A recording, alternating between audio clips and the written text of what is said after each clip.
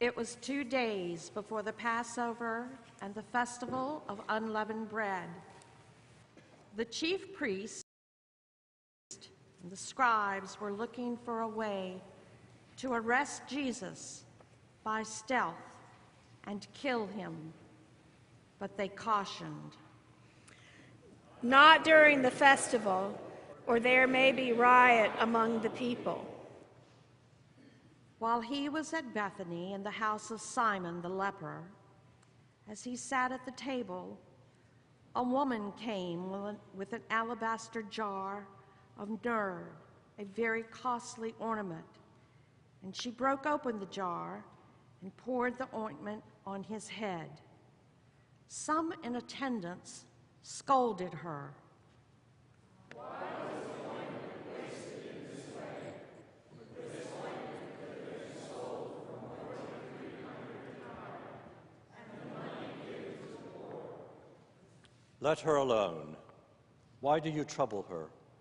She has performed a good service for me. For you always have the poor with you, and you can show kindness to them whenever you wish. But you will not always have me. She has done what she could. She has anointed my body beforehand for its burial.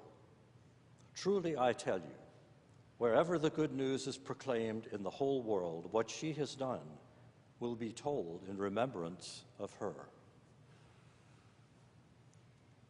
Then Judas Iscariot, who was one of the 12, went to the chief priest in order to betray him to them. When they heard it, they were greatly pleased and promised to give him money. So he began to look for an opportunity to betray him. On the first day of unleavened bread, when the Passover lamb is sacrificed,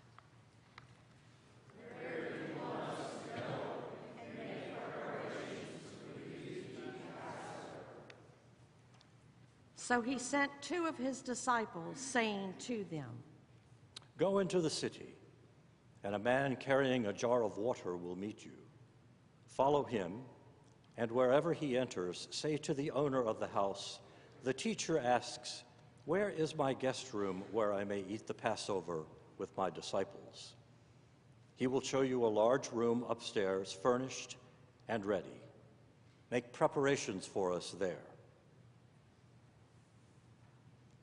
So the disciples set out and went to the city and found everything as he had told them, and they prepared the Passover meal. When it was evening, Jesus came with the 12, and when they had taken their places and were eating, Jesus said, "Truly I tell you, one of you will betray me, one who is eating with me." It is one of the 12, one who is dipping bread into the bowl with me. For the Son of Man goes as it is written of him, but woe be the one by whom the Son of Man is betrayed. It would have been better for that one not to have been born.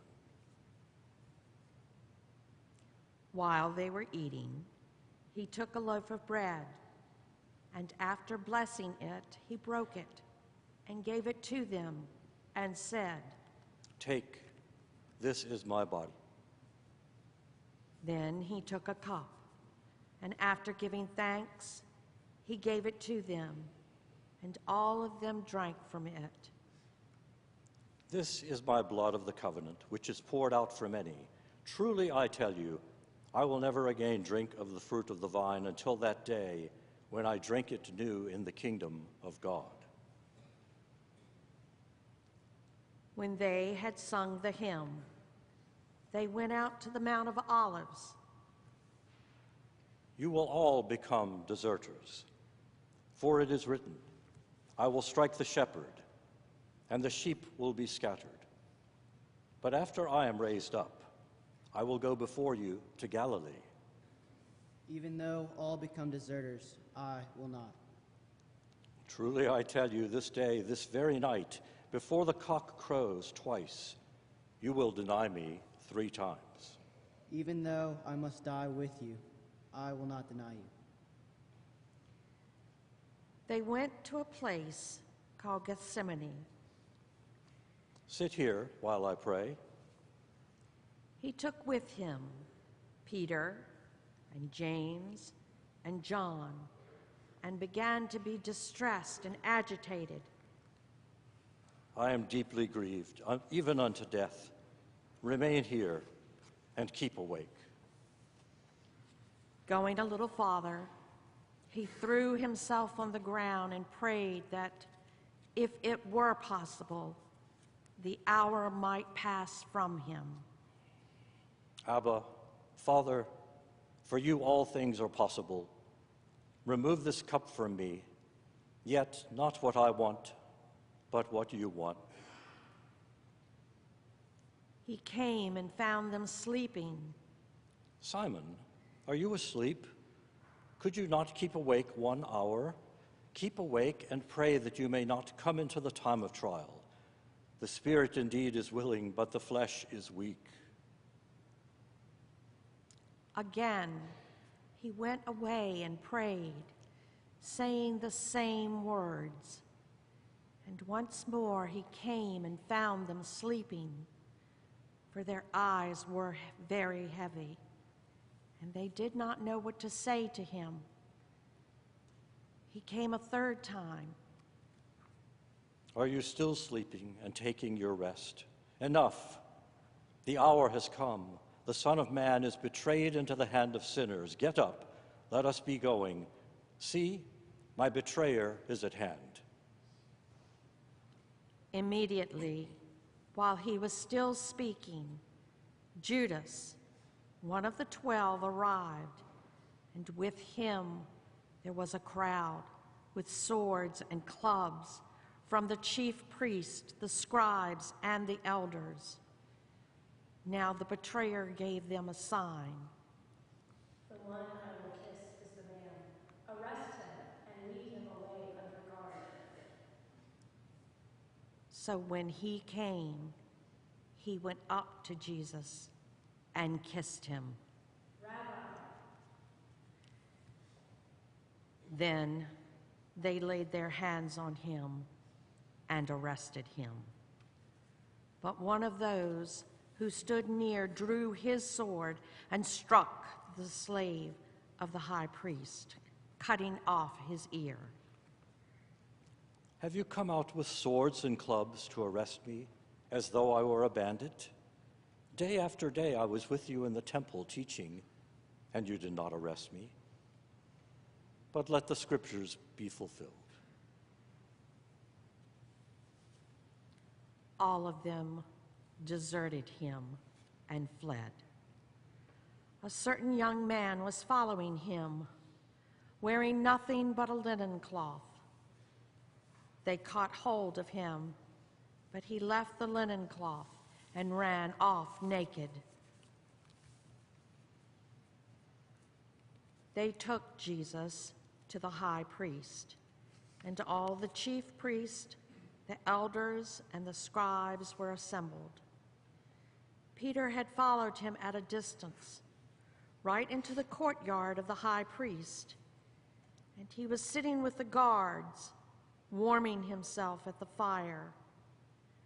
Now the chief priest and the whole council were looking for testimony against Jesus to put him to death, but they found none. For many gave false testimony against him, and their testimony did not agree. Some stood up and gave false testimony against him.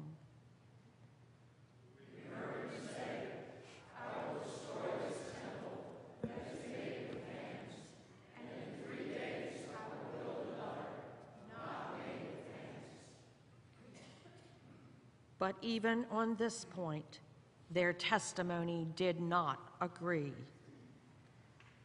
Then the high priest stood up before them.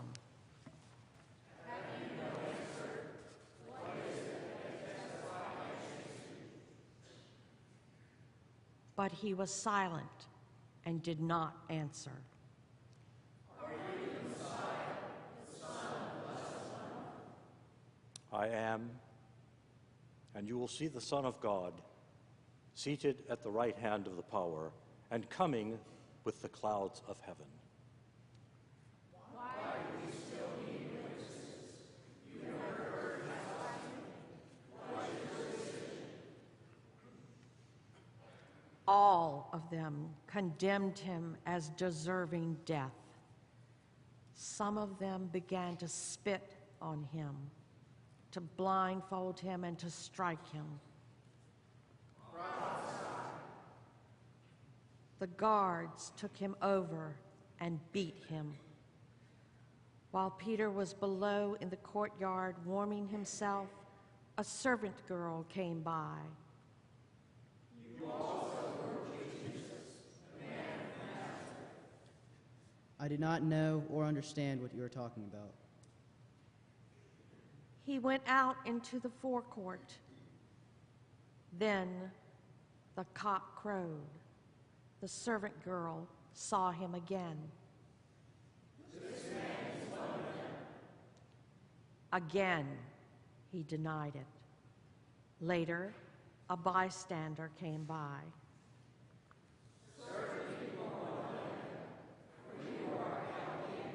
I did not know this man you were talking about. At that moment, the cock crowed for the second time. Peter remembered. Before the cock crows twice, you will deny me 3 times. He broke down and wept. As soon as it was morning, the chief priest held a consultation with the elders and the scribes and the whole council. They bound Jesus, led him away, and handed him over to Pilate. Are you the King of the Jews? You say so. Then the chief priest accused him of many things. Have you no answer? See how many charges they bring against you. Jesus made no further reply, so that Pilate was amazed. Now, at the festival, he used to release a prisoner for them, anyone for whom they asked. Now a man called Barabbas was in prison with the rebels who had committed murder during the insurrection. So the crowd came and began to ask Pilate to do for them according to his custom. Do you want me to release for you the King of the Jews? For he realized that it was out of jealousy that the chief priest had handed him over. But the chief priest stirred up the crowd to have him release Barabbas for them instead. Then what do you wish me to do with the man you call the King of the Jews? Crucify him. Why? What evil has he done? Crucify him. So Pilate, wishing to satisfy the crowd, released Barabbas for them, and after flogging Jesus, he handed him over to be crucified. Then the soldiers led him into the courtyard of the palace and called together the whole cohort.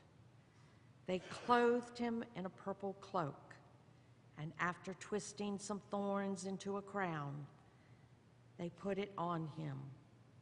They began to salute him. Hail, King of the Jews! They struck his head with a reed, spat upon him, and knelt down in homage to him. After mocking him, they stripped him of the purple cloak and put on his own clothes. Then they led him out to crucify him. They compelled a passerby who was coming in from the country to carry his cross. It was Simon of Cyrene, the father of Alexander and Rufus. Then they brought Jesus to the place called Golgotha. Please stand.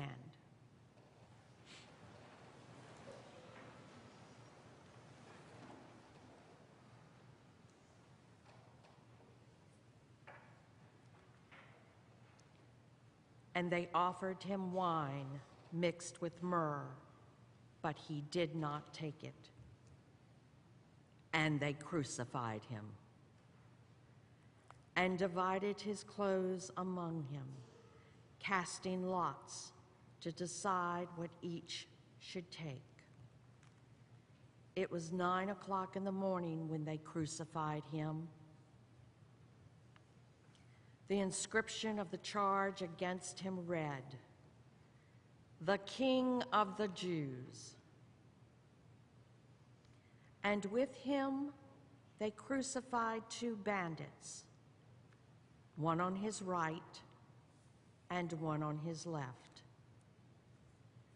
Those who passed by derided him, shaking their heads.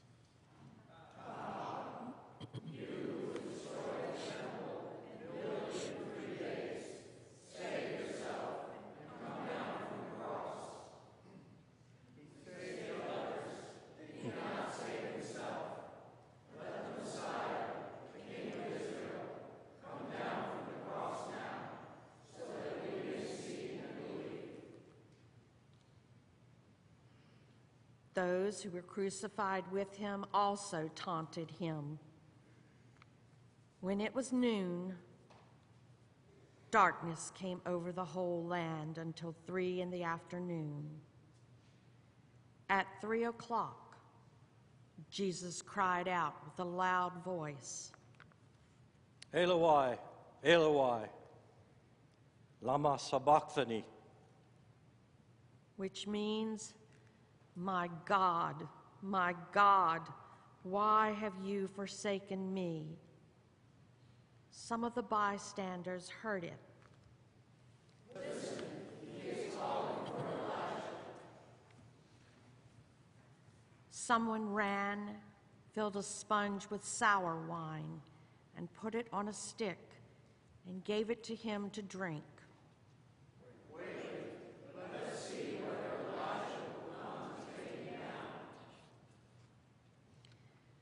When Jesus gave out a loud cry and breathed his last, and the curtain of the temple was torn in 2 from top to bottom. Now when the centurion who stood facing him saw that in this way he breathed his last.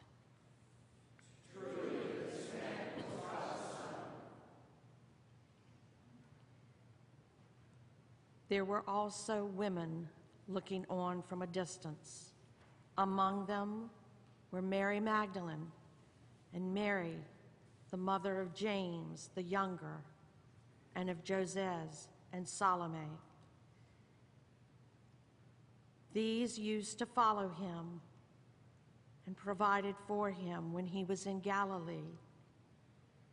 And there were many other women who had come up with him into Jerusalem. When evening had come, and since it was the day of preparation, that is the day before the Sabbath, Joseph of Arimathea, a respected member of the council, who was also himself waiting expectantly for the kingdom of God, went boldly to Pilate and asked for the body of Jesus. Then Pilate wondered if he were already dead, and summoning the centurion, he asked him whether he had been dead for some time. When he learned from the centurion that he was dead, he granted the body to Joseph. Then Joseph brought a linen cloth, and taking down the body, wrapped it in the linen cloth, and laid it in a tomb that had been hewn out of the rock. Then he rolled a stone against the door of the tomb. Mary Magdalene and Mary, the mother of Joses, saw where the body was laid.